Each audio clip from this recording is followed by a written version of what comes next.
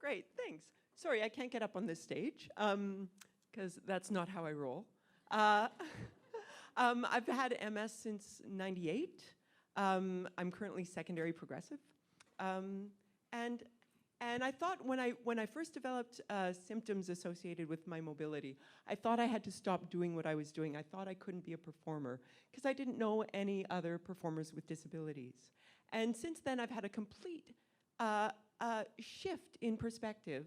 And I now think that I have to be out there performing because there aren't enough people with disabilities represented on stage or in the media as there should be. So that's now the focus of my work, and it's frankly, developing a disability has given my artistic practice a completely new focus and a new life, which is super exciting. But I want to talk about a few myths around MS and around disability that I think we don't address often enough. So okay. The first myth I want to talk about is what people think disability is and the way disability is represented in popular culture. So most representations of disability we see on TV or in the movies are created by people who don't have a lived experience of disability. And the two messages we seem to get are the cautionary tale and the inspiration porn. So the cautionary tale is like the drunk driving ad that says, don't drink and drive or you'll end up in a wheelchair and your life will suck, you'll regret it forever, right? And that's absolutely not true. And the other one is the inspiration porn, where we see a person with a disability who does something absolutely commonplace, but for some reason, because they're disabled, they're a hero. You know, she goes to school and she has a disability. Like it's ridiculous, right? So as people who are formerly able-bodied, and the rest of you are temporarily able-bodied, let's remember. So the formerly able-bodied, we internalize those messages, those ableist messages about what it means to be disabled. And when we become disabled, we think we have to live it. And it's not true. We don't have to be tragedies. We don't have to be anybody's inspiration.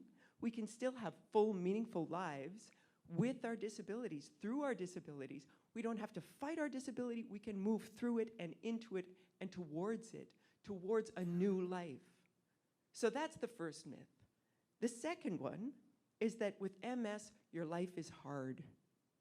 And it may be, maybe your life is hard with MS, but I think everybody's fighting a hard battle. And when we internalize the belief that with MS, my life is hard, it gives way to self-pity, and self-pity is a false friend. It will betray you at every turn. It undermines all your relationships. It compromises your capacity for self-care. It makes you bitter and angry. So don't give in to this belief that MS makes your life hard. Your life was already hard. Your life could be hard in any number of ways, and all the people around you are fighting a hard battle. So don't give in to the belief that your life is hard because of MS. It's not true. The third myth I want to bust here is that MS means giving up control. Because in fact, life is messy, life is chaotic, and you were never in control in the first place.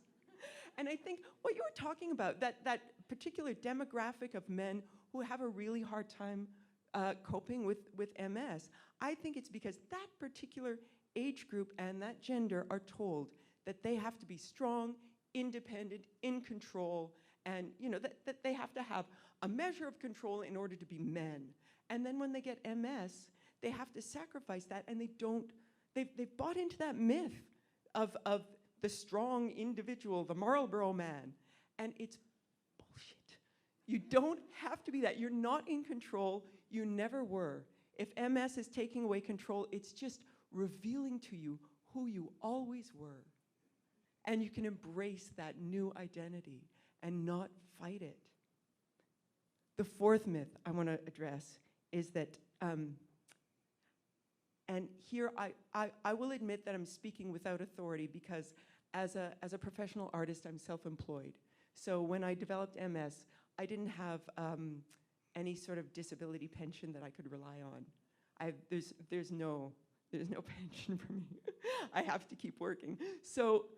But I have peers who have accepted a disability pension and are now being paid to be sick. And I see people believing that their job now is to be sick because they're accepting a pension. And it's not true. You don't owe anyone your misery. You don't earn care and thoughtfulness and compassion through your suffering. You deserved it all along. We all deserve it, right? And you still have a responsibility to share your gifts with the world. Remember that thing about social network is the #1 predictor for positive outcomes through MS or for a healthy life. You have a responsibility to provide that social network to the people around you. You're not the only one who's going to benefit from a social network. You're going to provide that benefit to the people in your social network, okay? So you still have a responsibility to be part of the world and to be part of that positive influence in the world. We live in a society that, in a system that we call capitalism. And it's an ism, it's a belief. It is not the only way to live. But capitalism tells us that our worth as human beings is based on our productivity. And that's a lie. We are all valuable just for being. You don't need to do anything to have value as a human being. You simply have to be. We all deserve respect. We all deserve care and compassion. We all deserve empathy, just because we're human. So don't buy into that myth that your disability, accepting disability means it's your job to be sick. And the 5th myth I want to bust, the last one, is that MS limits you. I don't believe this. I think MS expands you. It expands your understanding of what it is to be human. It expands your notion of what you're capable of, what you can do in this world.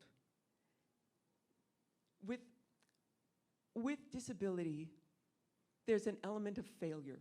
We fail at being able-bodied. We fail at doing the things that able-bodied can do.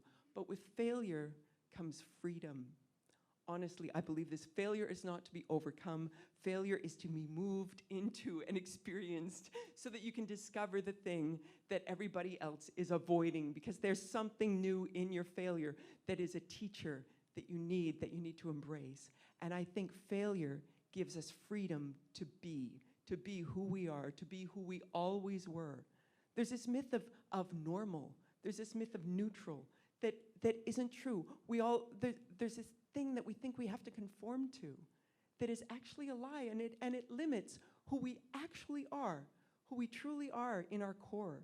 And when we embrace the failure of disability, we can find the truth of who we are and who we were put on this earth to be, and find our mission. It also allows us to redefine success in our own terms by embracing failure. And it allows us to stop sweating the small stuff. When I stopped being able to just go to auditions, I realized that going to auditions was like a huge drag. It's a drag. It's not fun. When I realized that I have to make my own work as a disabled person and work for other people in my community who also have disabilities, it freed me to open up to a whole new way of being. And I don't have to deal with any of the bullshit of being a theater artist anymore. I get to do what I want to do, and I create opportunities for other people. In the last year, I just did a little count the other day. Sick and Twisted, my theater company that I started just a couple of years ago, in the last year, we paid over 100 people, craftspeople, artists, performers, directors, media people, photographers, videographers. Over 100 people were paid by my organization. That's 100 jobs that weren't there before. It's like they weren't, they're not full-time jobs. Some of them were like little mini contracts for like $100, but there were 100 of them. Some people were paid, several $1,000s, but 100 people. I was blown away when I counted it up. It's an incredible freedom.